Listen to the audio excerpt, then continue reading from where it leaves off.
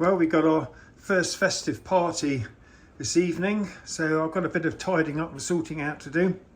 But first things first, we're going to light the Vortex J tube. I've just put a couple of little fire starters in there and a few bits of wood. It normally catches really quickly, so we'll see what happens this time. I'll just quickly light our little flame. There's a little chemical blocks in this case. I prefer to use those straw ones, but I haven't got any. You can see the drawer.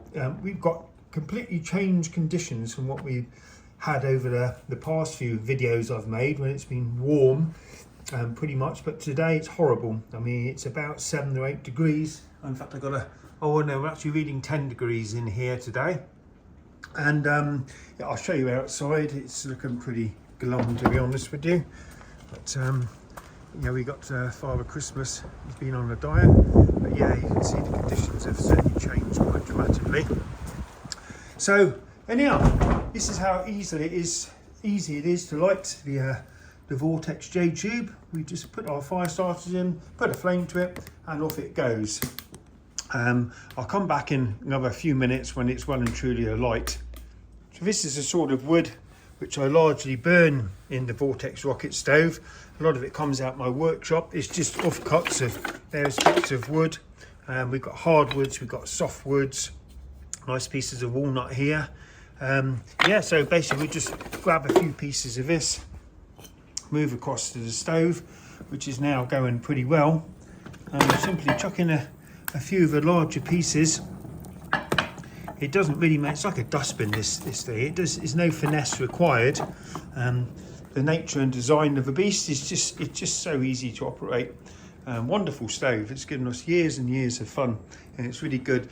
And now I've got this mirror up there. I know most of you have seen this before, but it just shows what's going on basically. So we've got a really nice vortex formed. It's been just alight for a few minutes, and off it's going like the clappers here. I can feel the heat radiating off. It's pouring off the heat already.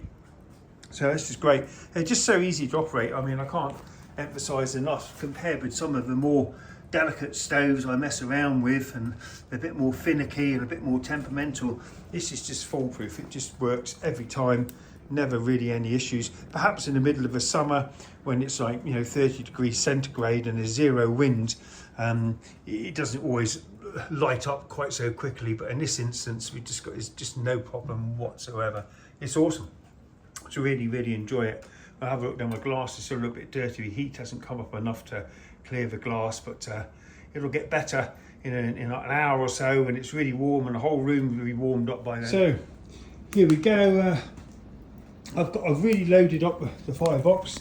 I've crammed in pretty much as much wood as I can get in there. And what I'm going to do now is I'm going to close this lid just with the small air gap, which basically is through just this gap here. And that's all the air we need. But if you look at how well that's working at the moment, I mean, it's just absolutely roaring away. It's just massive amounts of heat. So we need to cut it down a little bit. So we'll shut that down. It's pouring out the heat. I mean, I can stand back here. It's crazy.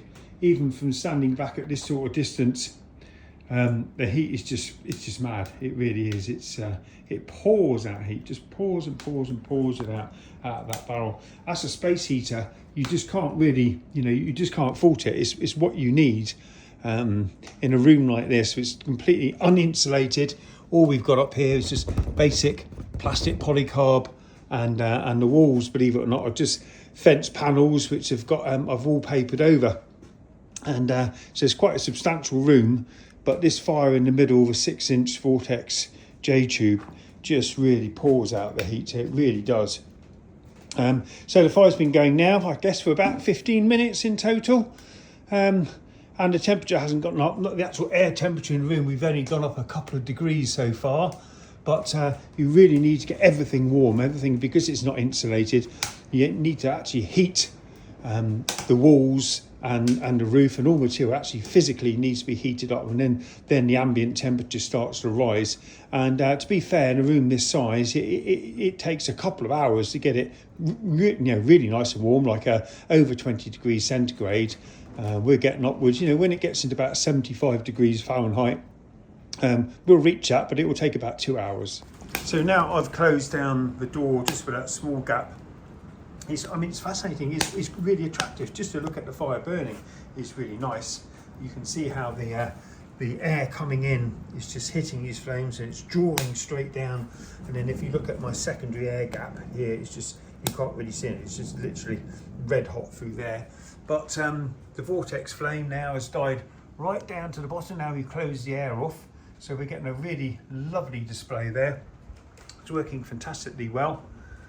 Can't ask for any more than that. It really is pouring out heat. Even holding my phone, which is about 2'6" above the ceramic glass on top there. That's it. That's as long as I can hold my hand for there. I haven't got my temperature gun. It's down by the vortex stove, but I've just lit this fire so many times. I know the sort of temperatures, and at this stage it will be running round about 500 degrees centigrade on top of that glass, and the top of the barrel here will be about 400 degrees centigrade, and right down the bottom will be about 275, 300, and it just pours out heat like that for as long as you keep feeding wood into it. Simple as that. So what I've done now is I've closed down the stove even further. So the gaps that we had there before, I've now closed this right down. So it's closed all the way down. I've opened up this little catch. So the only air getting in there now is very small amounts of air, and it's creeping down the sides in between this glass, and there's a few other little tiny areas it may be escaping in some of the gaps down here. But fundamentally, we've really restricted the air, but we haven't restricted the secondary air, which is pouring in through there.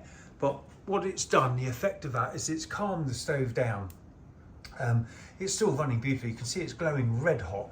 All of the Mickey light at the bottom of the riser is glowing red hot, and it's still working so well. It really is still pouring out heat. It's not quite so intense. It's not so, but it's still really pushing it out. And look, we've gone up from about 11 degrees Fahrenheit centigrade up to 70 degrees now.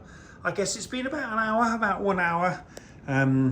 Yeah, so it's all happening. It's working so well. You just got to love this stove. It's so simple. Oh well, it's a calm before the storm. We've got the table laid. I've got all the lights on in the party house. It's looking okay. Let's have a look at the temperature up here.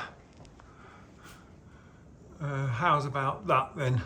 I mean, that's 2 hours of the fire being on, and we're roasting. We're absolutely roasting. I've got the fire turned down as pretty much as far as it's go. The only easy air it's receiving is through the secondary air slot. And what happens, that secondary air is going between the top of the firebox and a piece of ceramic glass, which is the roof of the tunnel as such. So the actual air is travelling in between a 10mm gap, I think it's 15mm gap actually, in between the ceramic glass and the top of the burn tunnel.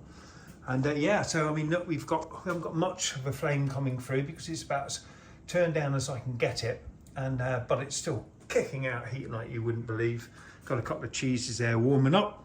I'm going to do a bit of frying. We've got some.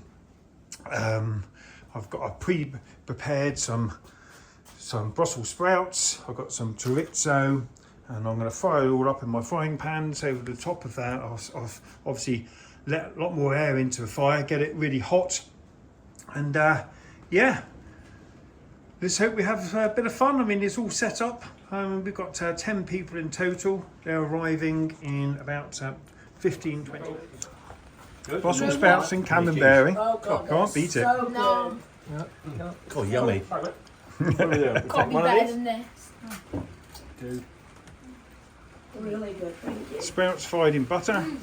Parboiled. You got a bit of a sore throat? No, Is that brie? No, they're both camembert. Okay. Oh, right. Oh, excellent. shit. It makes my nose really dry.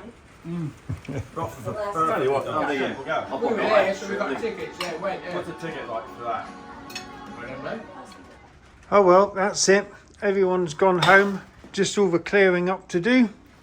Fire's been very well behaved. I've let it die right down. But I mean, we've managed to maintain this temperature all evening.